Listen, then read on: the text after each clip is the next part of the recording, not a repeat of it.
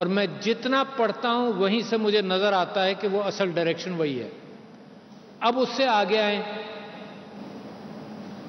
تو پاکستان کے بنانے والے محمد علی جناح، جنہوں نے شادی کی رتی ڈنشو سے اور اس کا نام پھر مریم رکھا گیا ان کا،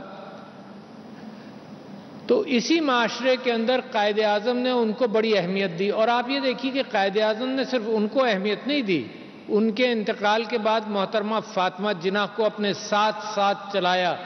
جتنی تصویریں آپ قائد اعظم کی پبلک دیکھتے ہیں اس میں محترمہ فاطمہ جناح ان کے ساتھ کھڑی ہیں، جہاز سے اتر رہے ہوں، تقریر کرنے جا رہے ہوں، پیدل کہیں گئے ہوں تو محترمہ فاطمہ جناح ساتھ گئیں۔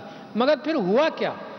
بلکہ ایک واقعہ مجھے یاد آتا ہے کہ الہ آباد کے اندر مسلم لیگ کی کانفرنس ہوئی تو قائد اعظم اپنی بیوی کے ساتھ وہاں گاڑی میں پہنچے اور رتی جناح مسلم لیگ کی کانفرنس ہوئی تو قائد اعظم اپنی بیوی کے ساتھ وہاں گاڑی میں پہنچے اور رتی جناح پہلے اتر کر اندر گئیں تو کوئی شامیانہ ہوگا کوئی، تو وہاں پر لوگوں نے کہا کہ آپ نہیں آ سکتی، تو وہ واپس آ گئی۔ قائد اعظم گاڑی سے اترے نہیں تھے کہ کسی سے بات کرنے لگے تھے، تو جیسے ہی قائد اعظم کو کہا تو انہوں نے اپنی جیب سے اپنا کارڈ نکال کر دیا کہ جاؤ اب تمہیں کوئی نہیں روکے گا۔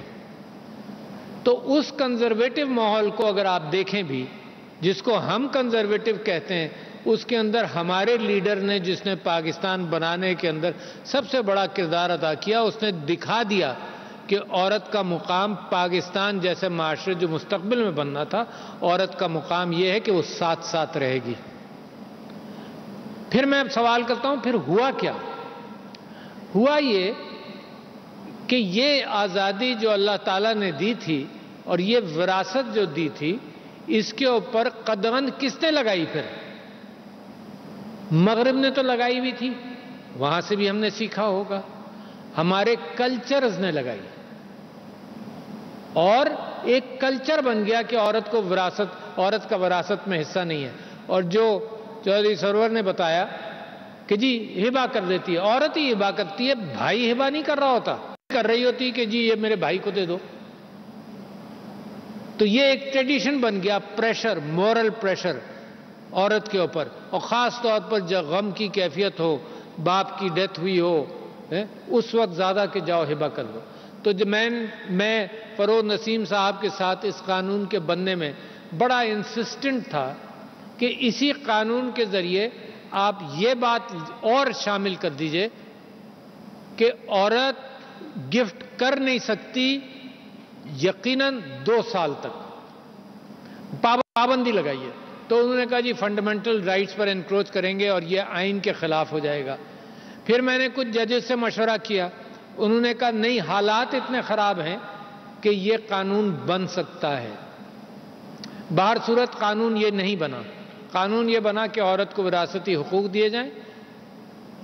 مگر پچھلے دنوں میں آپ کی آگہی کے لیے کہہ رہا ہوں کیونکہ خواتین یہاں بیٹھی ہوئی ہیں، یہ ورڈ آف ماؤتھ سے بھی بات جانی چاہیے، بار بار جانی چاہیے، اور یہ بار بار معاشرے کے اندر جب آپ کلچر کا مقابلہ کر رہے ہوں، معاشرے کی خراب ٹریڈیشنز کا مقابلہ کر رہے ہوں، تو یہ بہت ضروری ہے کہ یہ ورڈ آف ماؤتھ کے ساتھ یہ چیز امپلیمنٹ ہو۔ میرے معاشرے کے اندر تو بڑی سخت ضرورت ہے، عورت کے ہراسمنٹ کے حوالے سے معاشرہ بھی کھڑا ہو۔ گورنر صاحب نے بڑی اچھی بات کی کہ قانون کے اندر جزا اور سزا ہو، مگر ہر جگہ پر پولیس والا نہیں ہوتا۔ چھوٹی چھوٹی ہراسمنٹس بسوں کے اندر، راستوں کے اندر، ہر جگہ ہوتی ہیں۔ معاشرہ کھڑا ہونا چاہیے۔ مجھے بڑا افسوس ہے، غم ہے اس بات کا، مینار پاکستان پر ویڈیو لی جاتی رہی، کسی نے ہاتھ سے نہیں روکا۔ تو یہ میں مردوں کو ایڈریس کر رہا ہوں، یہ صرف حکومت نہیں کر سکتی، معاشرے بدلتے حکومت اور قانون سے نہیں ہے، معاشرے بدلتے ہیں اندر سے، آپ کے کنوکشن سے بدلتے ہیں۔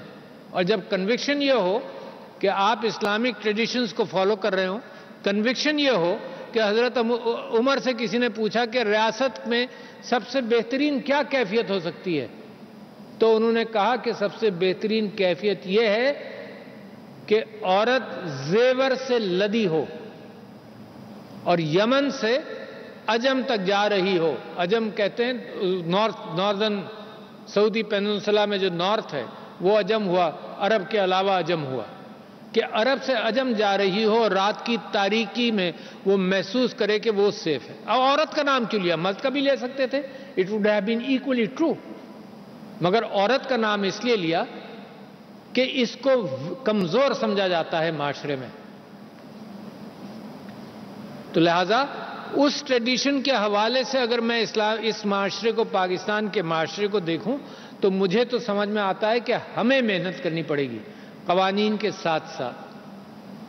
جب میں اسمبلی میں تھا تب بھی مجھے اس بات کی فکر تھی, مگر جب میں پریسیڈنسی میں آیا تو مجھے زیادہ فکر ہوتی گئی.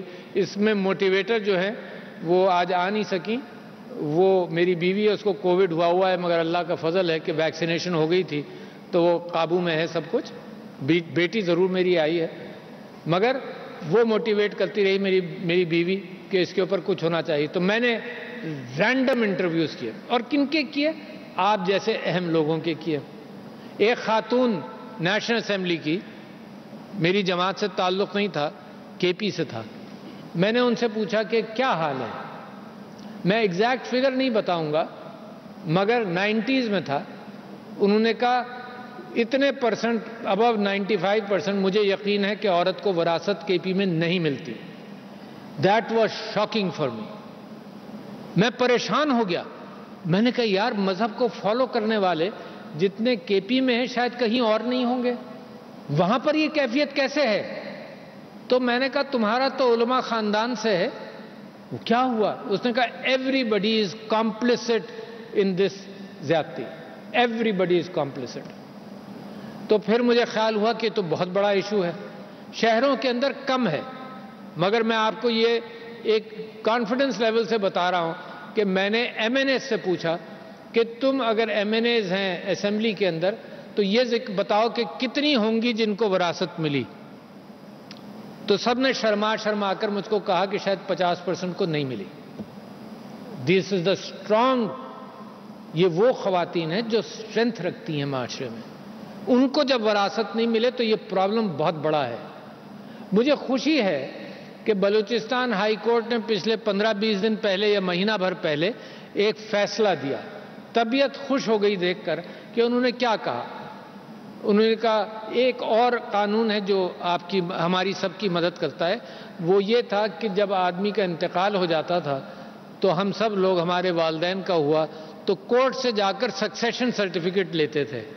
تو ایک قانون یہ پاس ہوا کہ آٹومیٹیکلی نادرا کے پاس ڈیٹا ہے کہ کتنے بچے ہیں کس کے, تو جیسی موت واقع ہو جائے تو فوراً 15 دن کے اندر نادرا آٹو پر سکسیشن سرٹیفکیٹ دے دیتا ہے. قانون بن گیا. مگر اس کے ساتھ ایک اور چیز لاگو ہوئی کہ فرض کرو کوئی ڈسپیوٹ ہے تو کوئی کورٹ میں جائے. پھر اگر ڈسپیوٹ ہے کم سے کم ایک سمپل چیز تو ہاتھ میں آئی. اچھا, اور یہ پراپرٹی ڈسپیوٹس تو ایک زہر ہے کہ اللہ تعالیٰ کہتا ہے کہ تمہارے لیے آزمائش کیا کیا ہے. تو ان آزمائشوں میں مال و دولت بھی بڑی آزمائش ہے, اولاد بھی آزمائش ہے, پیسہ بھی آزمائش ہے. جس خاندان میں جتنا پیسہ اتنی لڑائی اور اتنی ہی وراثت پہ جھگڑے. میں بڑے بڑے خاندانوں کا نام لے سکتا ہوں پاکستان میں, دنیا بھر میں, جہاں جتنا پیسہ اتنی بڑی لڑائی اور اتنا بڑا امکان کہ مہنگے وکیل بھی رکھ لیے جائیں اور اس کو پورا لڑ لیا جائے 10-10, 20-20 سال کے لیے. میں اس سے واقف ہوں کہ پراپرٹی کے جھگڑے 30-30, 40, 50 سال چلتے ہیں. آج سپریم کورٹ نے ایک فیصلہ کیا ہے, آج خبر آئی ہے کہ ایک والد صاحب نے اپنے بیٹوں کو پراپرٹی دے دی, ان کی بیٹیوں نے اس کے اوپر بحث نہیں کی. یہ 1930s یا 40s کی بات ہے. ان بیٹیوں کی اولاد نے کورٹ میں آج گئی اور اس نے کہا جی ہمیں, آج نہیں مطلب 30-40 سال پہلے گئی, انہوں نے کہا جی ہماری وراثت ملنی چاہیے, میری ماں نے وہ ہبہ کر دی. تو کورٹ نے یہ کہا کہ جو ماں نے خود ہی کر دی اس کو اب تم چیلنج نہیں کر سکتے. اچھا, لہذا بلوچستان ہائی کورٹ نے کیا کہا اب آگے بتا رہا ہوں آپ کو, یہ سن لیجئے, کیونکہ آپ یہ مقدمے معاشرے میں بتائیں گی اور بتائیں گے یقیناً. تو بلوچستان ہائی کورٹ نے یہ کہا کہ کب کسی کا انتقال ہو جائے تو عورت پہلے جائیداد اس کو ملے گی، ٹرانسفر ہوگی، پھر وہ ہبہ کر سکتی ہے، تاکہ وہ بیٹھے تو صحیح جائیداد پر، اس کو اندازہ تو ہو، ایک مرتبہ طاقتور تو ہو، اس کے بعد اگر وہ کرنا چاہے گی تو آپ کسی کو روک نہیں سکتے، مگر کم سے کم اس کے ہاتھ میں تو آنے دو، تو بہت اچھی کیفیت ہوگی کہ معاشرے کے اندر یہ چیز کی جائے۔ اب دوسری بات، اچھا صرف یہی نہیں ہے، قانون کیا کہتا ہے؟ پچھلے دنوں ہم نے یہ وومن آمبڈسمین کی ایک میٹنگ کی پریسیڈنسی میں، تو میرا بھی علم بڑھا کہ قانون اس سے بھی آگے جاتا ہے، اور قانون کہاں جاتا ہے کہ اس کے اندر یہ ہے کہ اگر عورت کی جائیداد پر کوئی قابض ہے تو وہ بھی آمبڈس پرسن پر آ کر قبضہ خالی کرا سکتی ہے۔ تو میں نے لاء منسٹر سے پوچھا، ان کو بھی ہم نے ریکویسٹ کی ہوئی تھی کہ میٹنگ میں آئے، میں نے لاء منسٹر سے پوچھا کہ یہ بتائیے کہ یہ تو وراثت کے قانون ہے، اور یہ کہ اگر وراثت والی جائیداد کے لیے عورت جاتی ہے محتسب کے پاس کہ جی یہ میرا کوئی قبضہ کیے ہوئے مجھے آپ چھوٹ دلوا دیں، تو انہوں نے کہا نہیں، کسی عورت کی پراپرٹی پر کوئی قابض ہو وہ آمبڈس پرسن کے پاس آ سکتی ہے۔ تو عورتوں کے پروٹیکشن کے لیے یہ ایک بہت بڑا پرو ایکٹیو کام ہے۔